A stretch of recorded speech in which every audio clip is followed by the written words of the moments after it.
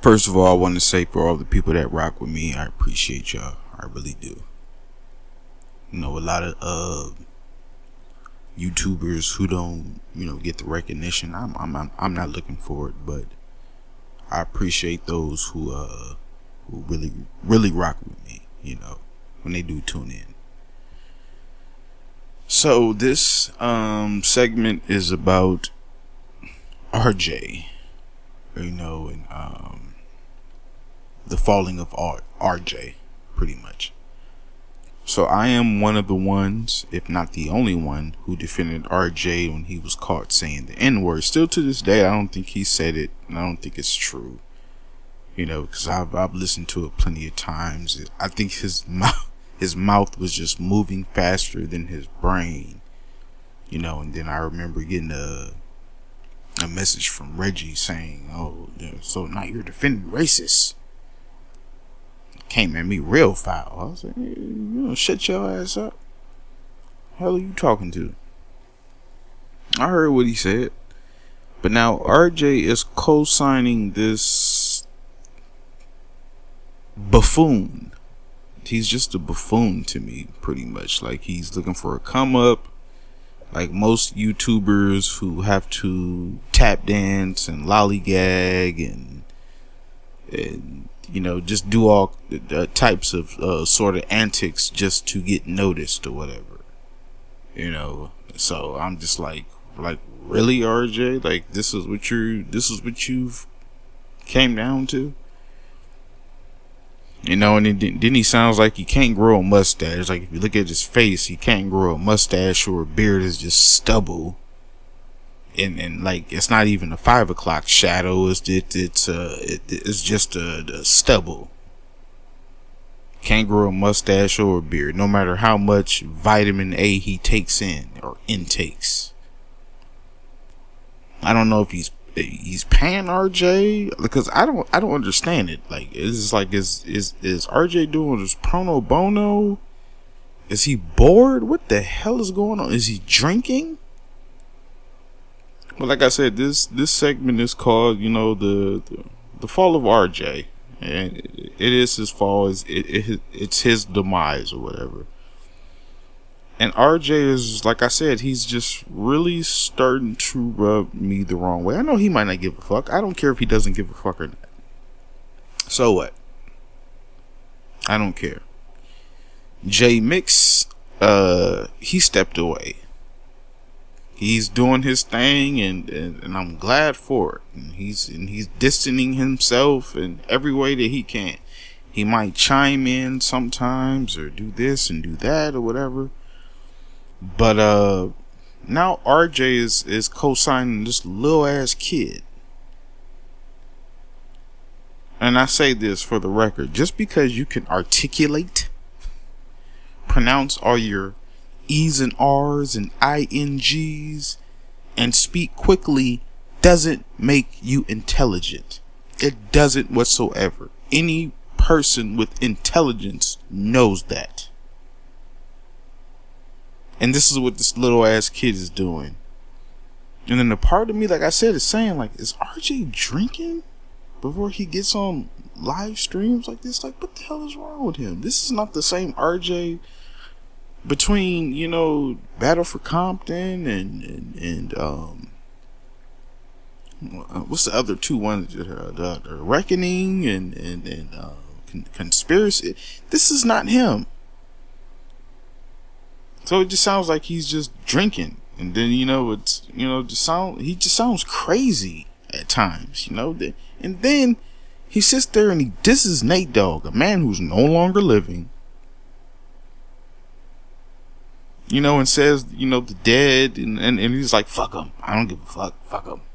It's like, really, RJ, what the hell's wrong with you?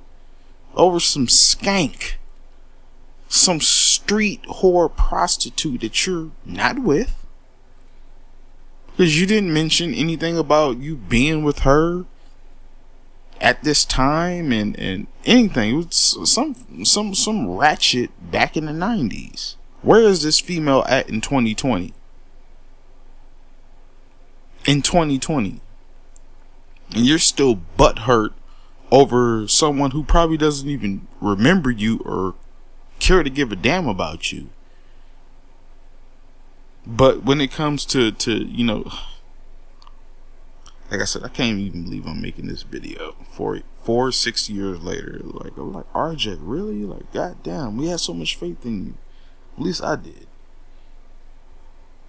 But when it comes to the Biggie and Tupac situation, I noticed these people of non-color, and even people with color, dissing the dead. Like, what is this shit? Dissing the dead. They're not here to defend themselves. Where did this all come from? When did people start doing this? That's all they do is diss the dead. And then, like I said, like, this man is sitting here dissing Nate Dogg because, like, he took your girl. Take the L. Is how many people in the world? All these women in the world, and you worried about one stinking ass stupid trick who was probably turning tricks to get what she wanted and what she need, and you sitting here dissing them. You took the L. Take the L. Take the loss. You want to sit there and talk crap and talk mess and everything. Where is this woman at in 2020? Do you even talk to her anymore? No, I'm pretty sure not, because you got a wife and you've made that clear. You got a wife.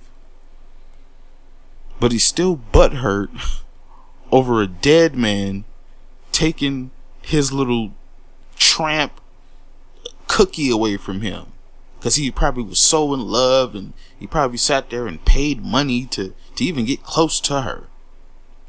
Like, you're a buster. And that's just like I said, that's the way he rubs me the wrong way. It's like, you're a buster. Don't nobody respect no buster. But like I said, when it comes to Biggie and Tupac and this situation and everything, I know a lot of people just sit there, who are not a color. Just it's the same thing like Vlad. They sit there and talk disrespectful towards dead people, diss the dead and everything like that. This is their animalistic characters. This is what just these civilized barbarians, savages, and this is who they are, and they show us every day. Every day they show us this. It's like I said, it's like, this is just my opinion. Like he just rubs me the wrong way now. It's like, so it really was about money. People ask you all the time, are you making money off of Tupac's name? Yes, that's what he's doing. That's what he's doing. He's making money off of Tupac's name. You don't really give a damn about the Shakurs and their struggle and what they went through and everything. Just look at all the damn comments that he said. It's right there, unless it's removed. And then he said something about art. Nate Dogg over some hoochie. This is a hoochie. Of course she's gonna chase rappers and stuff like that. Like, you like dating hoochies. Probably the one that you rip right now is a goddamn hoochie. But you want to talk. You want to speak bad on the dead like goddamn Reggie. You had feelings for her, and like I said, you probably was tricking off too, and it didn't work. She doesn't want you. She never wanted you. She wants your wallet. That's what she wants. Because a real man doesn't have to manipulate her with his wallet, or manipulate her with this trickery talk and everything like that. He gets her off the back because she wants him. I like to tell women and I like to tell men that a real man doesn't have to manipulate a woman. He doesn't have to do that. If she wants him, she wants him. If she doesn't, she doesn't. And you back the fuck off. But now, years later, after he has said this and said that and done that, and now he's gone, then all of a sudden now you want to talk to him. You want to talk shit about him. That's a buster. That's a coward. Just like Reggie. That's a coward. The first thing cowards do is pick up firearms and start shooting because they can't fight. Cause you say something slick that comes out your mouth, and the next thing you know, you got your ass is waking up in the goddamn ER because your jaw is broken. Coward.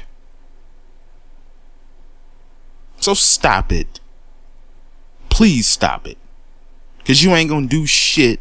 You look like your little short chubby ass. You ain't gonna do shit. You gonna run out of breath in 2 minutes, and you're not finna do nothing. Talking about some damn trick over 20 years ago. Like, what kind of fucking man is that? And the thing about it is, he probably never got it. You spent all this money. I done bought a lobster, fish tails, and all types of stuff, and I still never got it. That's why I'm mad, and I'm talking so emotional. And he's so emotional when he says it. Like, grow the fuck up. But what he said about Tupac being an asshole, if he faked his death, that's what rubbed me the wrong way. I mean, my whole perspective about him just made me do a whole 180. And I was just like, wow, that's the way he really feels. And I have to take it. It's not me taking it as, face value, but it was just like, wow. Because J.M. Kazi never said anything about who mentioned this. He just act like that he got all of these emails and stuff like that because he's a coward too. Birds of a feather flock together. Cowards. And then on top of that, these are people of non-color sitting there talking about what a man of color would have did and what he wouldn't have done and all this other stuff. Is like, y'all got white privilege. What is white privilege? Let's explore that. What is white privilege? Just for a second, just for a short second. Civilized barbarians, primitive in their way of thinking and how they do things, savages. They've shown it throughout history. I mean, and they're sounding like the people they complain about. Be first. You got a replica of Be First, Johnny Boy, and Reginald. So now Johnny Boy is Kazi and Reginald is now RJ. He's complaining about them, but he sounds just like them. When I said if I asked Reginald, or I don't even remember if I asked him, I just brought it up. I said if Tupac faked his death, then it was just a hypothetical question. That's all it was. That's it. And I'm not the hypothetical type. But I can still be objective, and these people hate this. These are what these primitive people hate. They hate for you to think objective and look at the other side of the fence. They don't like that because you're inferior to them. They know everything. They're smart. They're scientists. They're doctors. No, they're not. They got there because of privilege. That's why. These motherfuckers are idiots. Dumbasses. And they keep reproducing. And nobody says nothing. Reggie says he's a coward. What? And like I said, I'm not gonna spend too much time on this because I'm not in my feelings, and I'm not finna, But when it comes to facts, then I have to express myself. I'm not making this shit up. Like, you can go and look it up. I'm not making anything up. Like I said, I defended RJ. And the only reason I defended him is because I liked his artistic aspect. But now you talking shit about the dead like Reggie, like Mob James, like Keefy D, and any rational person, anybody who thinks with rationality would identify that as being cowardly. I don't give a damn if it's alcohol or drugs or narcotics involved. You are being cowardly. And like I said, you got this little ass kid over here. He and ha over these corny ass jokes. Like, you motherfuckers are not funny. You're not funny. What is so funny? Everybody's stuck in the goddamn house but can't create. So instead of getting your rest or catching up on their diet, they just want to sit there and make YouTube videos ranting and raving about people who are no longer here in the flesh. And do it in a cowardly fashion.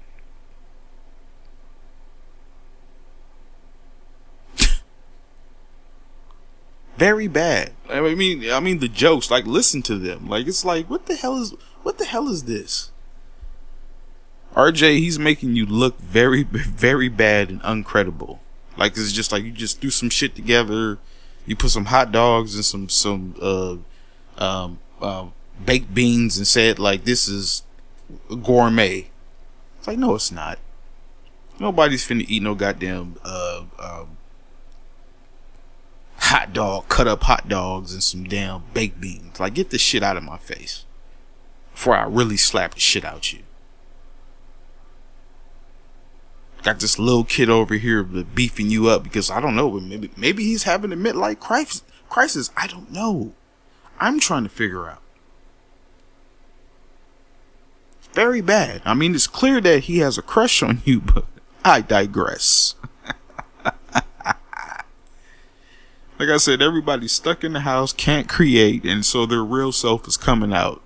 They're used to going out and faking like they can create, but it's really not happening for them. Like I said, instead of getting their rest and catching up on their diet or, you know, anything that has to do with mental capacity, these motherfuckers are sitting there making ranting and raving and rambling YouTube videos about certain, and it's not just them, it's a lot of people. These people are going crazy over this quarantine. Going crazy. And I always say, and I say this to this day, thank God for and thank the Creator for people like the thought crimes, the red pills and the blue pills, the Professor Griffs, the Chuck D's.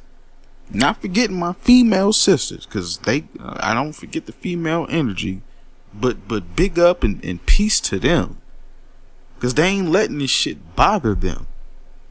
Like these people of non-color who have nothing else to do, and they thought that, well, and they stumbling and fumbling.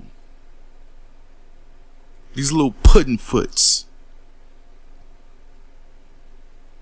All of them could take a back seat. They going crazy because they're not talented. They're showing you who they are. And that's what I noticed.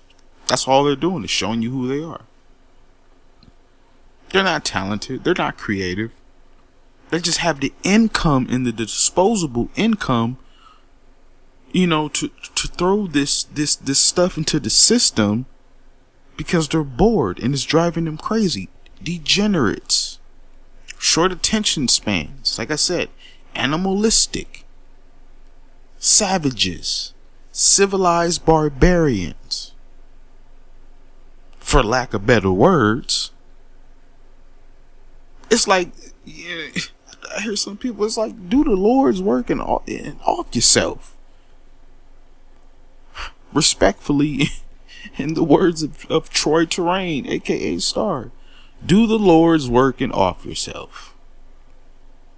Make space. We don't need the dead weight on the sidewalk or the store aisles. We're tired of you now. We already see how you are. We get it. We recognize you. Your cover's blown. You got a mask on or you don't.